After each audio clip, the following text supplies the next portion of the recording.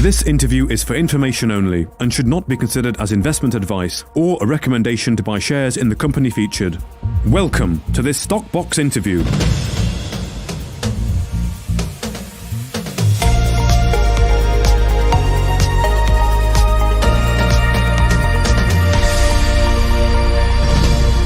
Joining us today is Tristan Potas, the CEO of First Development Resources. Hello, Tristan. How are you? Great. Thanks, Mark. Great to be talking again. Yes, thank you very much for talking to me. Last time we spoke, I think we were at the UK Investor Show, which seems quite a long time ago now, and how things have changed in the stock market during this very dry and boring summer. But hopefully that picks up again towards the end of the year, which hopefully is when, of course, the company is expecting to IPO. So we'll talk about that in a minute. I just want to go through some of the recent announcements with the news that's been released just recently. You've given an update really across pretty much all of the projects. Let's start with the Waloo project. And you've had this heritage clearance survey, haven't you, done, which was quite an important step, was it, in order to progress, to be able to actually work on the site? Yeah, Mark, that's correct. So, as with a lot of mining projects in Western Australia, and being a responsible company, we obviously want to ensure that we have strong relationships with all of our key stakeholders, including the traditional owners. And at Waloo, we have a heritage agreement in place with the Nyangamata people. However, in order for us to progress with any site works, we have to complete what's called a heritage clearance survey. And as you can imagine, because of COVID and just the level of demand in the industry for that particular type of survey, we have been on the waiting list for quite some time. So now that we've got the dates confirmed for August, we're really pleased that milestone can be achieved, which then will allow us to progress with our plans to prepare the ground in advance of drilling at Waloo immediately post-listing. Excellent. And on that drilling immediately planned post-listing, you've already signed a contract with the drillers then, almost ready to go. And the drillers are well known in the area, DDH1. Is it the drilling company that they also were involved with the GGP drilling? That's correct, yeah. So, the fact that we've been able to partner with DDH1 is a fantastic achievement for the business. Obviously, during the selection process, we liaised with multiple different contractors. From the very outset, DDH1 were very proactive. They were very available, and considering we're such a small junior company, it was great to get the level of engagement which we got. Now, you're right. Investors may be aware of DDH1 because they were the drilling contractor which drilled the discovery boreholes at Havieron. But beyond the Greatland Gold Project, they have extensive Patterson experience. So they're very used to drilling to the depths which we are looking to get to with at Waloo. And in terms of their capability, they've got an excellent fleet. They've got a very competent crews, engaged management. So yeah, we're really pleased to be partnering with them, and we look forward to working with them as we lead up to the drilling phase, and obviously when we start executing on the project. Excellent. And are you working at the minute in terms of planning the drilling program? Absolutely. Look, you mentioned that it's been a dry summer, but things at FDR haven't stopped. It's been incredibly busy as we pull everything together and work towards our listing. So yeah, working with the native title groups, with the drilling contractors, with our consultants, just to get everything ready. So when we can press the button, we will press the button efficiently and get those rigs turning. Okay, excellent. So just taking a look then at Braeside West and the Ripon Hills project, you've been working on a desktop review, and that really that confirmed what you already knew. Is that right? It just gives you more confidence in what the geology is like there? That's correct. So as we have done with our other projects, prior to doing any real work on the ground, we wanted to try to collate as much of the historical, geological, geophysical, and geochemical data that was available, and to get a better understanding as to the nature of the ground, try to identify targets well in advance of even considering field work. And the Braeside West and Ripon Hills desktop study is the final desktop study, which is now complete. And you're right, it does confirm what we already knew, insofar as we have multiple targets associated deep-seated northwesterly trending fault structures, which are absolutely ripe for further investigation. Okay, so these multiple targets then, what happens now at Braeside and Ripon Hills? And are you again planning an exploration program, or is the focus going to be really on Waloo to begin with? Well, as with any portfolio of projects, you have to rank and prioritise based on their key attributes and also the priorities of the business.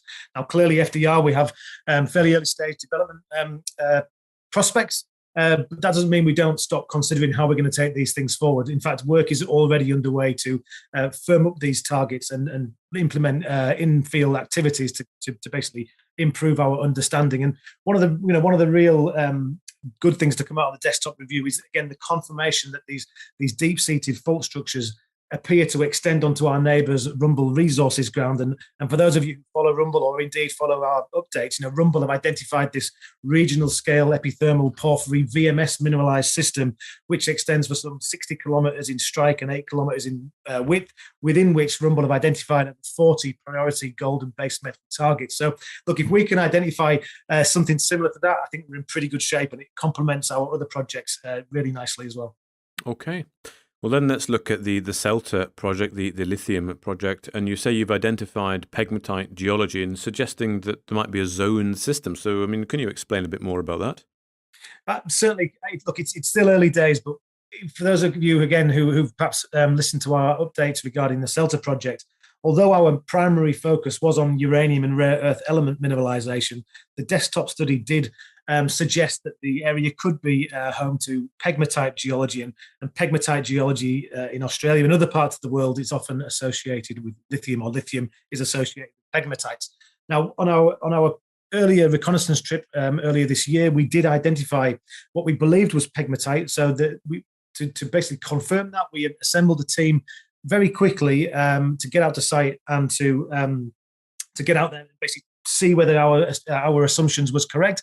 And yes, we did identify pegmatite over quite an extensive area, actually. We were also able to acquire some samples for geochemical analysis. And what we found was that although we didn't hit super, high-grade lithium, we did see some lithium. But what we did see in our interpretation, we believe we have identified a zoned pegmatite system. And what that means is that we can really focus our next level or next phase of exploration.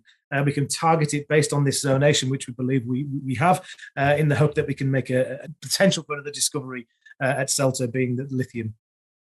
Okay, excellent. So in summary, then, across the project, Braeside West and Ripon Hills, you've identified multiple targets. You're feeling confident with all the data you've reviewed on the desktop, and in the process of prioritizing those targets ready for exploration. But the first initial focus post IPO is going to be on Waloo, where you've already signed the contract, ready to go. And at CELTA, you've identified this zone system that warrants further investigation. Does that sum it up fairly well?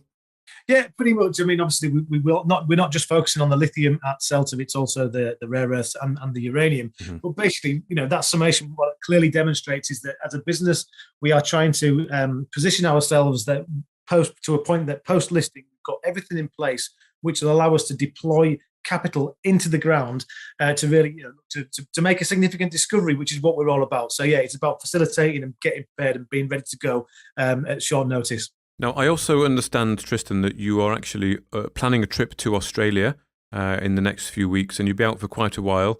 What's the purpose of this trip? Can you give us a flavour for the schedule that you've planned in? The main focus of the trip is to take the team and the board, so 4 of the 6 board members will be accompanying me on the trip, and the real focus must be to get the management team who will be engaging with the investment community during the listing process, giving them the opportunity to get out onto site, to understand the projects, to get a real feel for the nature of the ground and the opportunities which we have in our portfolio. So when they are speaking to potential investors, they can speak about it with confidence and with first-hand experience, which in my opinion, I think counts for a lot.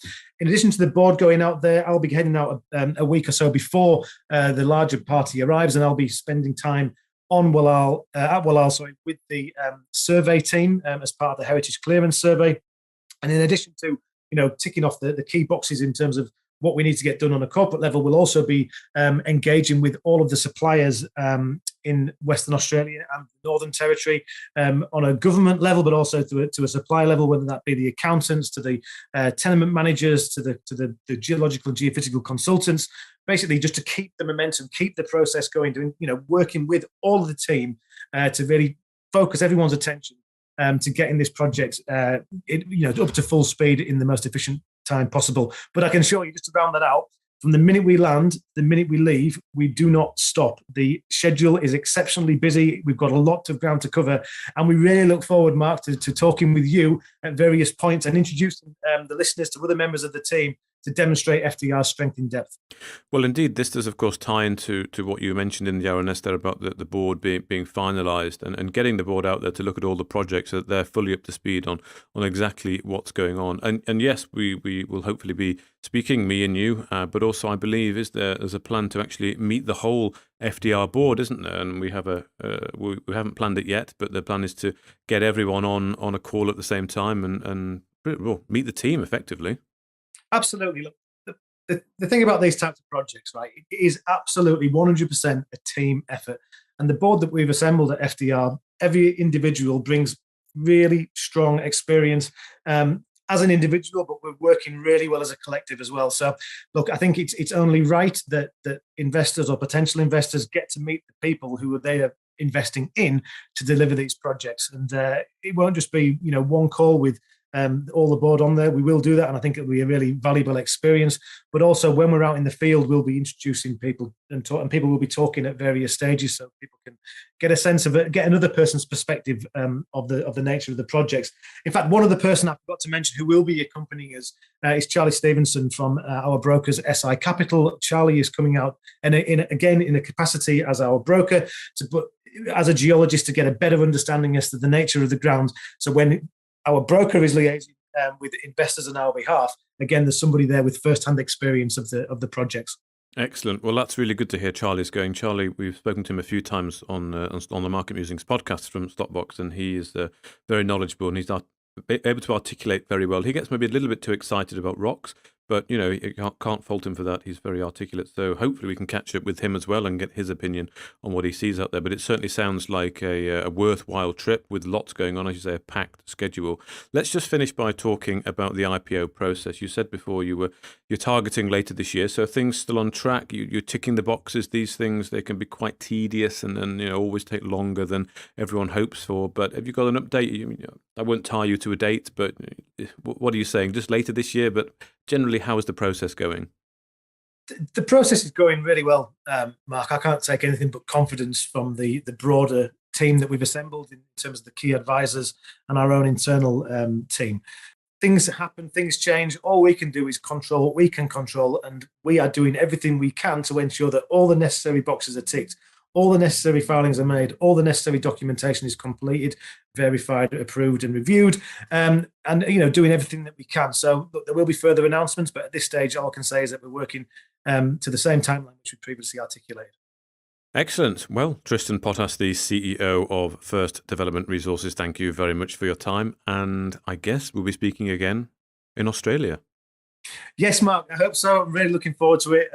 It's always nice to speak with you, but even better when we can introduce you and the people who are listening to the projects through video. Thank you, Tristan. If you enjoyed this interview, then give us a thumbs up, a like or a retweet. Subscribe to us on YouTube or follow us on Twitter and hit that notification bell to be the first to know when we release new content. There's loads of great content on our website too, across all our programs at stockboxmedia.com. Thank you for watching.